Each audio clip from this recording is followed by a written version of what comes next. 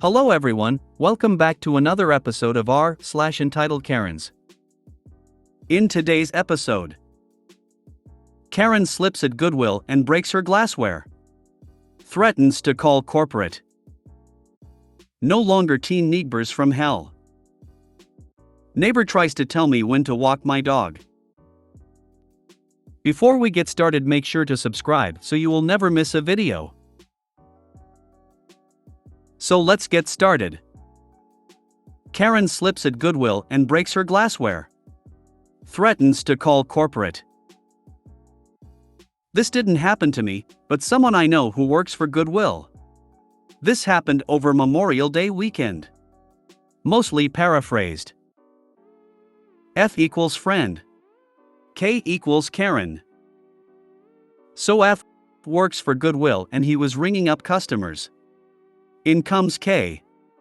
She has a bunch of glassware that's super cheap already, talking like some pieces being 77 cents USD. But that's not good enough. She demanded from F to get more of a discount on the already discounted items. F, no, I am sorry, we cannot lower the prices any more than they already are. K asks for manager as Karens usually do. F, I'm sorry ma'am, my manager wouldn't be able to lower them either. K grumbles some more, but not without making a scene. She completes her transaction with F. She then goes to the exit, sees that it is raining. K, ugh. Stop raining. Entire store looks at her. K then proceeds to attempt to run to her car in the rain, but she slips and falls. Most likely screaming in the process. After a couple of minutes, she gets back up and comes back inside. K, I want a refund. All of my items are now broken and I can no longer use them. F, ma'am, Goodwill sales are final. No returns or refunds. You left the store. K, but I didn't even leave the store's premises, I just went outside the doors. F, you exited the store, you went out the doors. Therefore, you left the store. No refunds. K, I'm calling corporate. F, okay. You still cannot get a refund, ma'am. Defeated, presumably, K just leaves. With her broken glassware. Oh well, maybe don't run in the rain next time. Oh Karen, your actions causing you to create your own accident and the consequences are also all yours. You may rant and rage like a toddler, but only you are to blame. This is how we treat Karens in the UK. Seriously, what Americans have to tolerate in their jobs is terrifying. Bet you got wet sweeping up her broken glass from the parking area. From what my friend told me, it was still in the bag, don't think any broken pieces went onto the ground.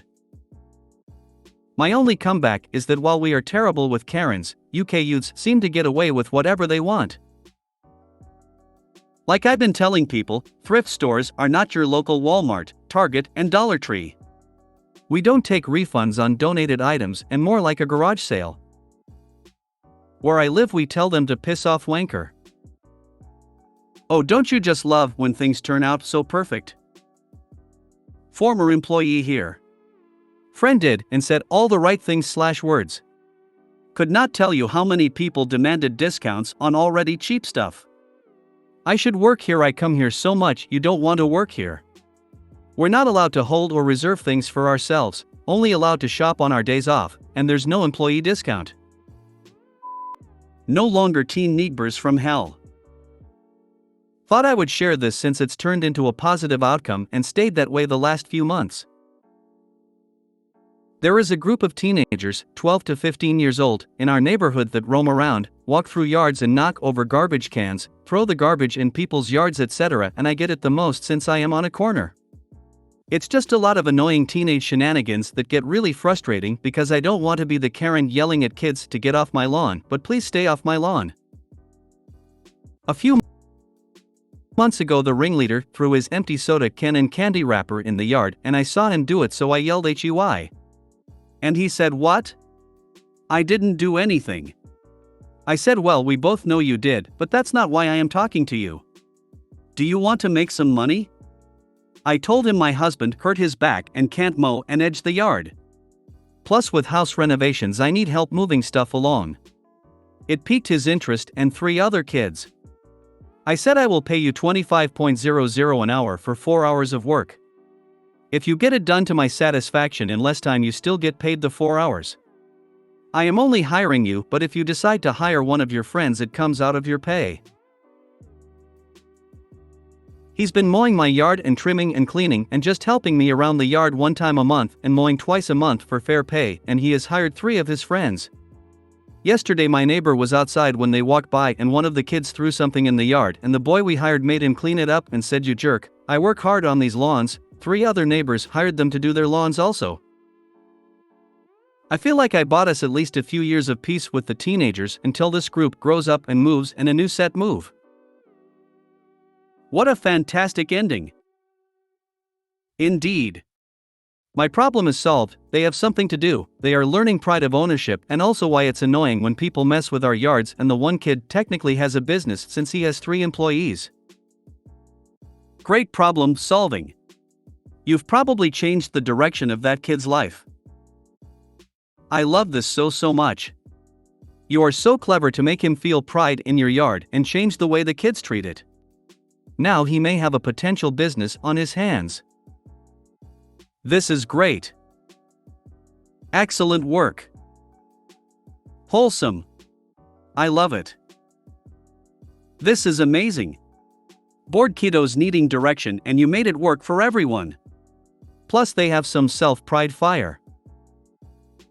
I'm really happy you found this solution. I think the other poster is right that you've possibly changed these kids' lives. Maybe the head kid now makes this a summer business, even turning it into a real company. Kudos. Neighbor tries to tell me when to walk my dog. I just moved in with my mom for a new place due to disability. I'm currently rarely able to walk my dog, and when it's not far. My mom does most dog walks. Karen told me several times when, how often and how long to walk my dog, including exact times. This works for her dog, who's significantly younger than mine and had a hard time learning to potty outside. She had seen my dog all of 3 times when she started that shit. My dog is almost 14, has a pre-existing health condition that affects his mobility, can't walk as long anymore without pain of fatigue, doesn't want to walk as often anymore, has no issues with pottying inside, tells you when he needs to go outside of our potty rounds, needs a good while to get his body going and be ready to walk in the morning, which suits me as my body is the same, and has never been a morning person. Like even when we both walked 5 to 7 kilometers a day in the mountains, I had to sometimes force him to get up and go potty by 11 a.m. and he always needed a lot of motivation to go out before 9 a.m. Which is accounted for by a late night potty round.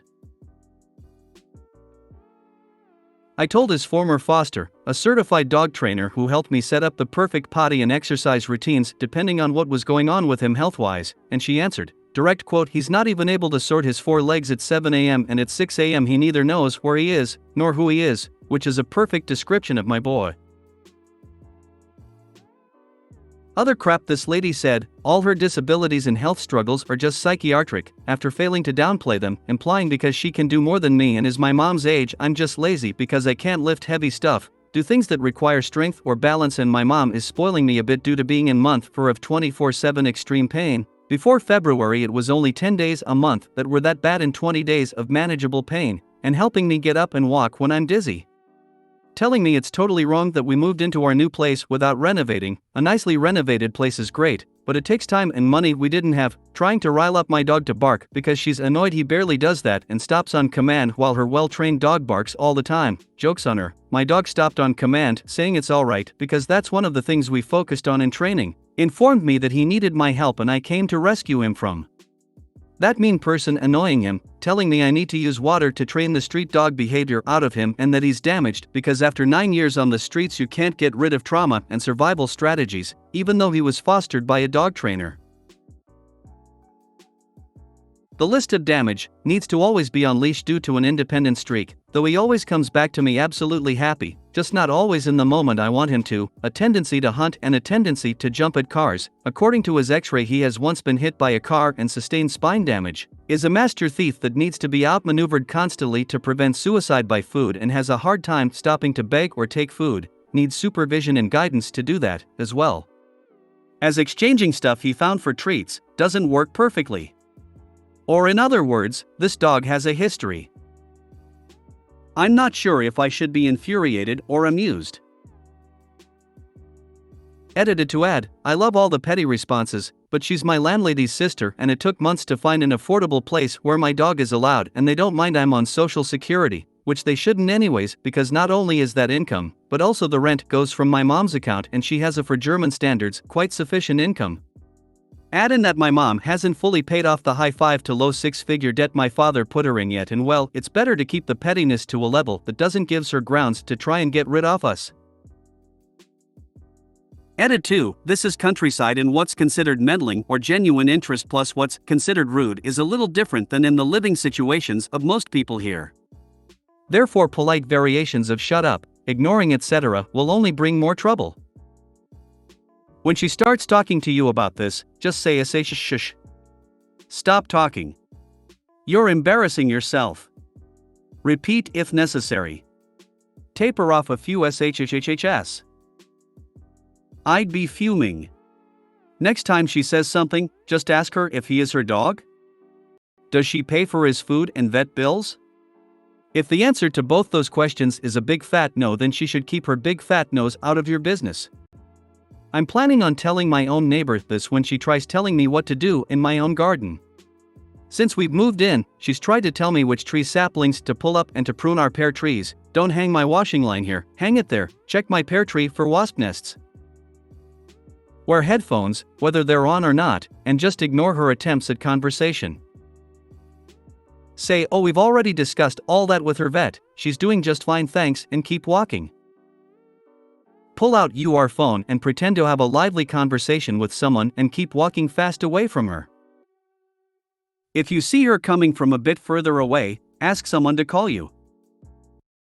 Change the subject. Oh yes, you've mentioned that a few times before. Oh hey, did you always have that mole on your neck? Well, that might not be good. Have you had that checked out with your doctor? It could be melanoma. Whip out phone and start googling pictures of weird-looking moles and just bore her to death to where she'll want to stop having conversations with you. There are always those people. Both at my house, and when I used to volunteer for lawn care at my church, there would often be passers-by who would stop to discuss the best times to mow grass. You know, never when it's wet, never on a sunny afternoon, never in the morning, never at night, never on a third Wednesday, etc., etc. My response was that I do it whenever the time is right for me, especially at the church, where it's done for free. My restrictions are only in not mowing too early, to be courteous to my neighbors, and not mowing in the dark.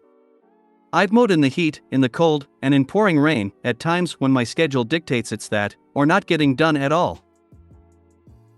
We all know that if it doesn't get done, someone will complain about that too. My sympathy for your situation.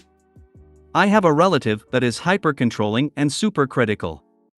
Go with your gut and stay out of jail. My hyper-critical relative died a couple of months ago. She hadn't said one nice thing to me in over 25 years. I did not cry at her funeral.